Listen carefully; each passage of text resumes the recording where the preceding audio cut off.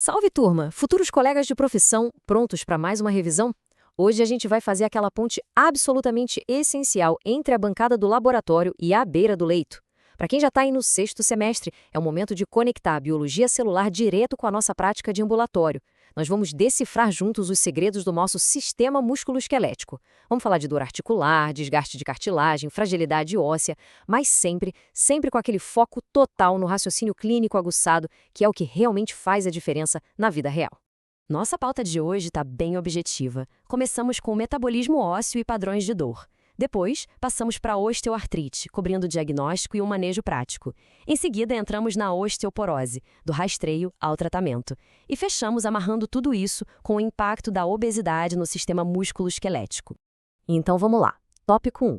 Metabolismo ósseo e padrões de dor.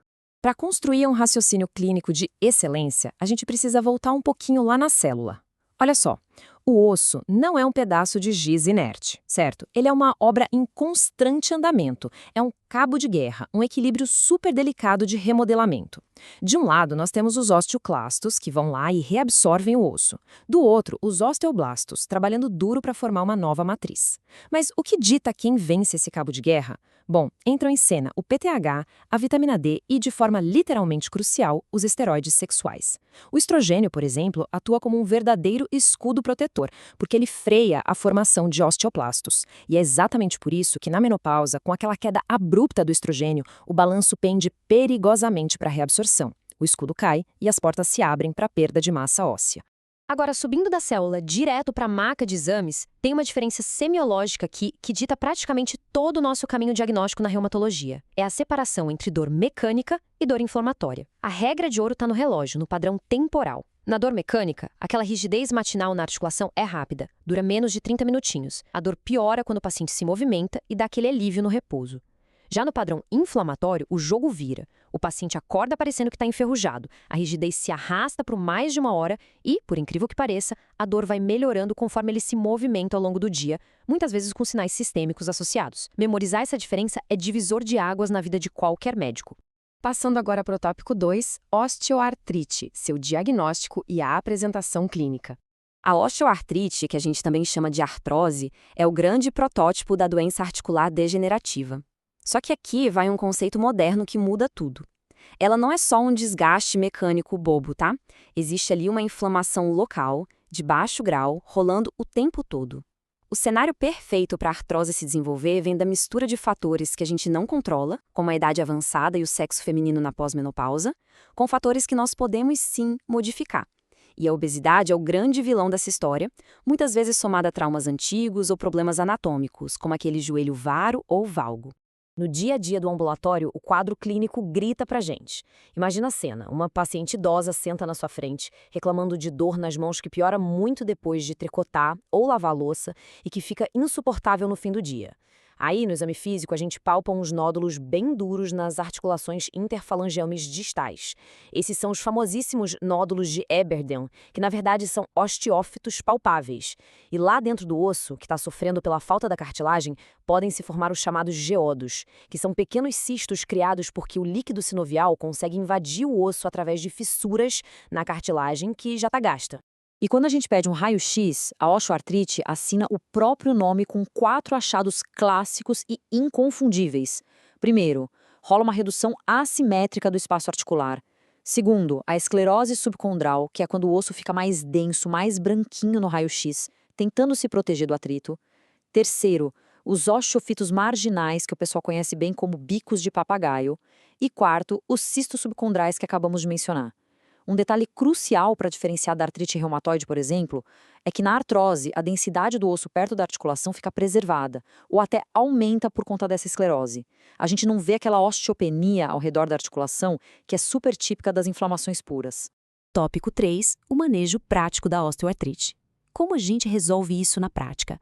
O manejo segue uma escada terapêutica bem rígida. E atenção aqui, o degrau número 1, a fundação de tudo, não tem prescrição de comprimido, é puramente medida não farmacológica. Perda de peso e exercício físico para fortalecer a musculatura não são opcionais, são inegociáveis.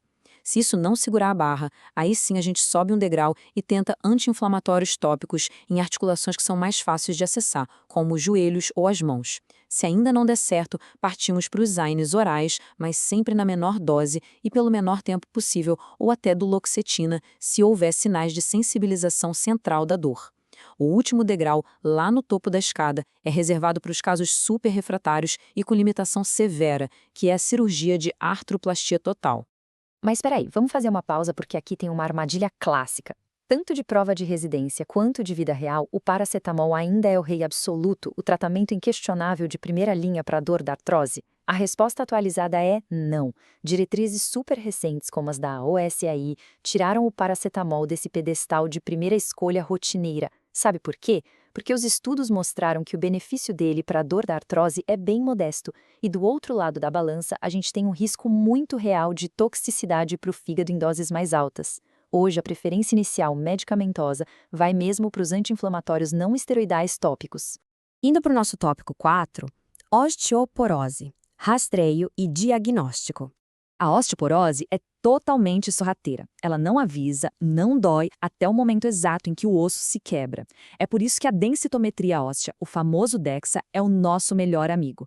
A gente usa os critérios da OMS, baseados no T-score, como nossa bússola. É fácil de decorar. T-score maior ou igual a -1, tá tudo normal. Entre -1 e -2,5, acende o sinal amarelo, é osteopenia, ou baixa massa óssea. Agora, se o T-score bater em -2,5 ou ficar ainda menor, aí cravamos o diagnóstico densitométrico de osteoporose. Lembrando que rastrear isso é obrigatório para todas as mulheres a partir dos 65 anos e homens a partir dos 70. E lá vem mais uma pegadinha que derruba muita gente boa. Imagina um caso clínico. A paciente chega com um T-score de -2. Tecnicamente, categoria de osteopenia, certo? Mas aí ela te conta que tropeçou no tapete de casa, caiu da própria altura e quebrou o punho. A pergunta é, a gente trata como osteoporose? A resposta é um sim gigantesco. Turma, uma fratura por fragilidade de baixo impacto como essa bate o martelo e estabelece o diagnóstico de osteoporose clínica grave. Nessas horas, não interessa se a densitometria diz que é só osteopenia. A clínica é e sempre vai ser soberana. Tópico 5, a nossa abordagem terapêutica para osteoporose. Tratar quem já tem o score de -2,5 ou que já quebrou um osso é bem intuitivo. Mas o que a gente faz com aquela galera que está ali no meio do caminho na faixa da osteopenia? Nesses casos, nós lançamos mão do Frax, que é uma ferramenta que calcula o risco exato dessa pessoa sofrer uma fratura nos próximos 10 anos. Se a calculadora mostrar um risco maior que 20% para qualquer fratura osteoporótica maior, ou um risco maior que 3% especificamente para a fratura de quadril, a gente cruza a linha de intervenção. Eu sei, é bastante número para fixar, mas nessas situações, entrar com remédio é indicado clínica e até legalmente para prevenir desfechos que podem ser catastróficos. No nosso arsenal terapêutico, nós trabalhamos com duas frentes principais. Claro, isso assumindo que as bases de cálcio e vitamina D já estão redondinhas, né? A primeira frente é a dos medicamentos antirreabsortivos, que tem como estrelas os bisfosfonatos e o denosumab. O papel deles é puxar o freio de mão na destruição do osso, seja forçando a morte dos osteoclastos ou impedindo que eles amadureçam. Eles são a nossa primeira linha segura e padrão. A segunda frente são os anabólicos, como a teriparatida e o romosozumab. Em vez de frear a destruição, eles pisam fundo no acelerador da formação de osso novo. Só que são medicações de altíssimo custo. Então a gente guarda elas às 7 chaves para aqueles casos extremamente graves ou que não respondem à primeira linha. E, finalmente, tópico 6, a obesidade no sistema músculo-esquelético. Para fechar com chave de ouro, precisamos falar da grande quebra de paradigma da medicina moderna. O tecido adiposo não é só um armazém de calorias que fica lá inerte. A obesidade ataca o esqueleto de duas formas implacáveis. Tem o impacto mecânico óbvio, né? O peso extra multiplica violentamente a carga em cima das articulações de suporte, o que acelera demais a destruição da cartilagem. Mas o pulo do gato está no impacto inflamatório. A gordura age como um órgão endócrino gigantesco, jogando na corrente sanguínea um monte de citocinas e adipocinas. Isso gera um estado de inflamação sistêmica constante, que não apenas joga a gasolina na fogueira da artrose, mas também agrava e atiça um monte de doenças autoimunes. E isso nos traz a uma reflexão muito provocativa para encerrarmos essa análise. Se proteger e tratar o esqueleto exige da gente tratar todo o ambiente metabólico do paciente. Como é que isso vai mudar a nossa postura quando entrarmos no ambulatório amanhã de manhã? Fica muito claro que prescrever o analgésico de última geração ou o bisfosfonato mais caro é enxugar gelo se pararmos por aí. A verdadeira excelência médica no trato musculoesquelético só acontece com uma abordagem 360 graus. O controle de peso, a atividade física bem orientada e a saúde metabólica geral têm que ser as grandes estrelas do nosso receituário. Que essa visão mais ampla e sistêmica acompanhe vocês daqui para frente. Um estudo de excelência para todos e até a nossa próxima revisão.